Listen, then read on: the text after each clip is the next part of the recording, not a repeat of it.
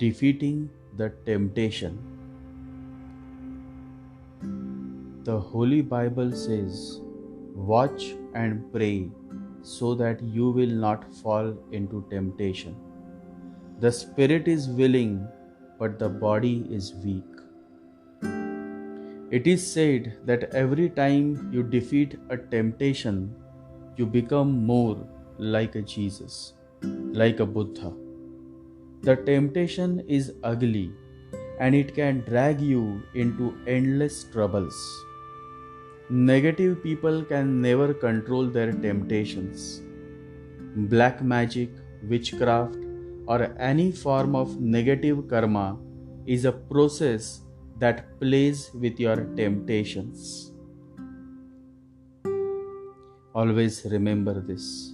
It tempts you to perform an act which is totally destructive for you and your family. And to enable this, the evil forces try to push you more towards negativity because then it becomes easier to play with your temptations. The Bible mentions it, and so does other religious scriptures. Temptation is the root of your miseries. Your spiritual journey or your material journey can reach its destination only if you are able to win over your temptations. A true yogi or a monk is a person for whom temptation simply doesn't exist. So there is no question of overcoming it. That is the true spirit, the true Christ, the true Buddha.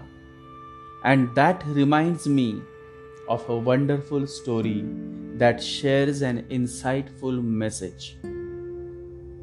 One day, one of Buddha's disciples, a young monk, was passing through a street when the most beautiful woman of that town fell in love with him.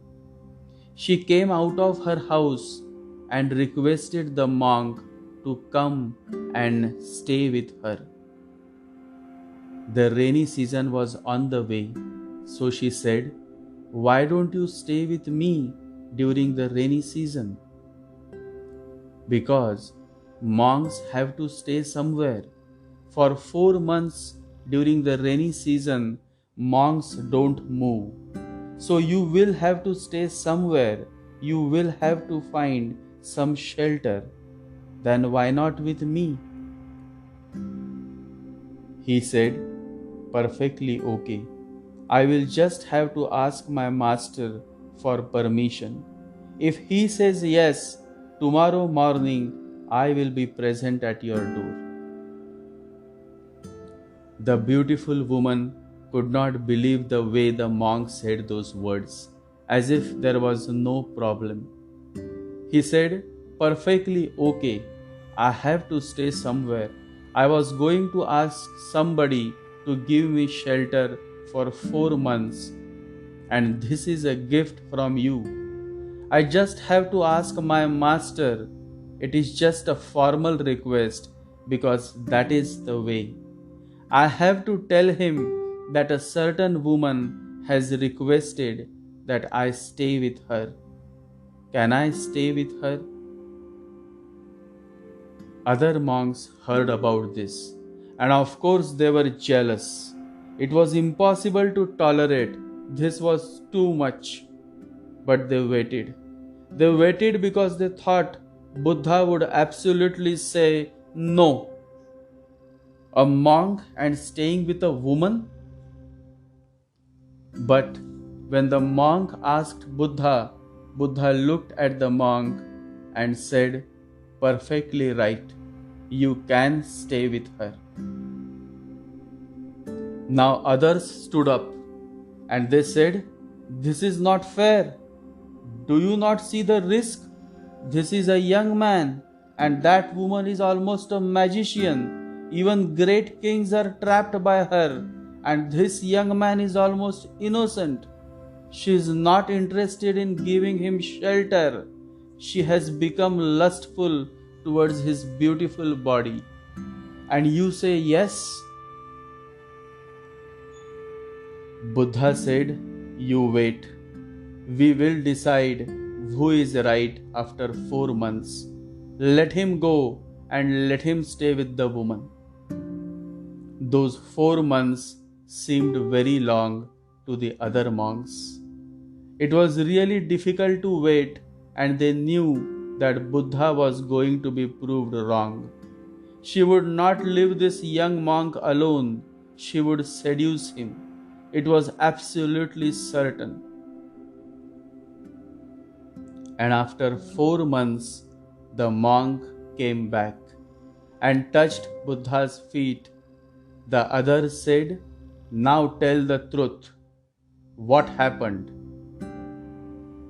And the monk said, just wait a few minutes, because the woman is coming, and it will be better to hear it from her.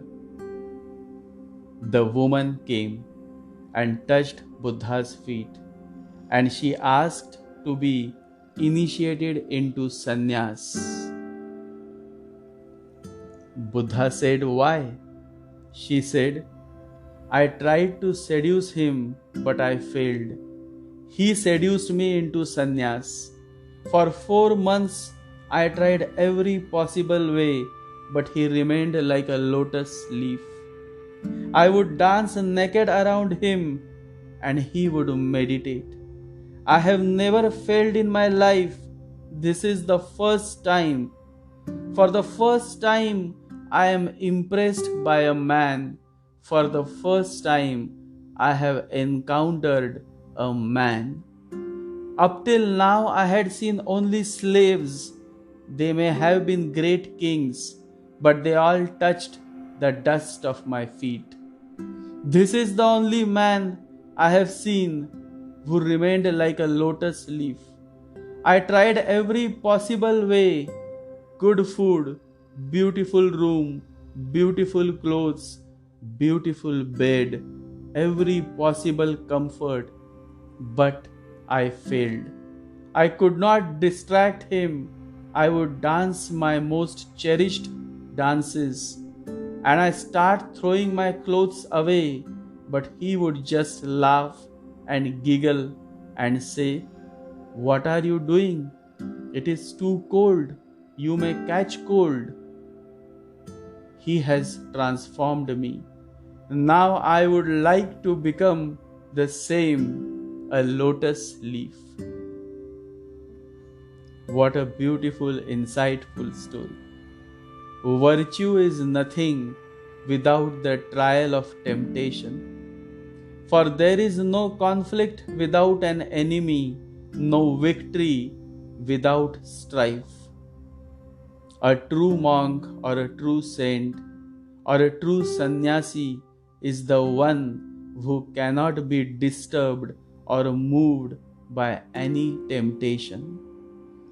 When the heart is pure and the mind is constantly conscious, temptation simply cannot exist. And then there is no question of overcoming it. The need to overcome arises only when you are still stuck in the ugly mud of temptations. For the one who is free from temptations, there is absolutely no need to overcome them, for then he is already living a beautiful life filled with the true essence of freedom, bliss, joy, and love.